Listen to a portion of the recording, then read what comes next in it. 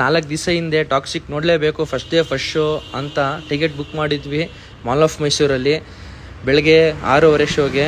ಸರಿ ಆಯಿತು ಅಂದ್ಬಿಟ್ಟು ಎದ್ದು, ಏನು ಫುಲ್ ಚಳಿ, ಬೆಳಗ್ಗೆನೇ ಹೋಗಿ ಎಕ್ಸೈಟಲ್ಲಿದ್ವಿ ಸಿಕ್ಕಾಬಿಟ್ಟೆ. ಫುಲ್ಲು ಜನ ರಶ್ಶು, ಫುಲ್ಲು ಕ್ಯೂ ಅಲ್ಲಿ ನಿಂತ್ಕೊಂಡು ಹೋಗಿ ಕಾಯ್ತಿದ್ವಿ. ಫುಲ್ ಜನ. ಸರಿ ಆಯಿತು ಅಂತ ಅಂದ್ಬಿಟ್ಟು ಹೆಂಗೋ ಟಿಕೆಟ್ ಎಲ್ಲ ತೋರಿಸ್ಬಿಟ್ಟು ಒಳಗಡೆ ಹೋದ್ವಿ. ಜನ ಎಲ್ಲ ಕಾಯ್ತಾಯಿದ್ರು ಟಾಕ್ಸಿಕ್ ನೋಡೋಕ್ಕೆ, ತುಂಬ ವರ್ಷದಿಂದ ಕಾಯ್ತಿದ್ರು. ಟ್ರೈಲರ್ ನೋಡಿ ಅಷ್ಟರಲ್ಲಿ ರಾಮಾಯಣ ಟ್ರೈಲರ್ ತೋರಿಸ್ತಾಯಿದ್ರು.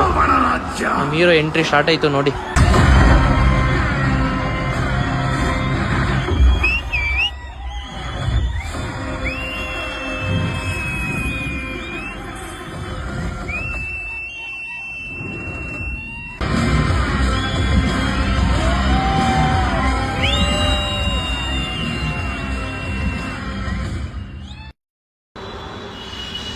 ಫಿಲಮ್ ನೋಡಿ ತುಂಬ ಬೇಜಾರಾಯಿತು. ನಮ್ಮ ಹುಡುಗ ಫುಲ್ ಬೈತಾ ಇದ್ದ, ಜಗಳ ಆಡ್ತಿದ್ದ, ದುಡ್ಡು ವೇಸ್ಟು 600 ರೂಪಾಯಿ ಅಂತ. ನಾವು ಸಮಾಧಾನ ಮಾಡಿ ಕರ್ಕೊಬಂದ್ವಿ. ರಾಕಿಂಗ್ ಸ್ಟಾರ್ ಯಶ್ ಅವ್ರ ಗತ್ತಂದರೆ ಏನು, ಯಾವ ಥರ ಫಿಲಮ್ ತೆಗಿಬೇಕು ಅವ್ರಿಗೆ. ಸ್ಕ್ರೀನ್ ಪ್ಲೇ ಚೆನ್ನಾಗೈತೆ, ಫೈಟ್ ಚೆನ್ನಾಗೈತೆ, ಸ್ಟೋರಿ ಅಂತೂ ಇಲ್ಲವೇ ಇಲ್ಲ ಬಿಡಿ, ಏನು ಅರ್ಥನೇ ಆಗಲಿಲ್ಲ.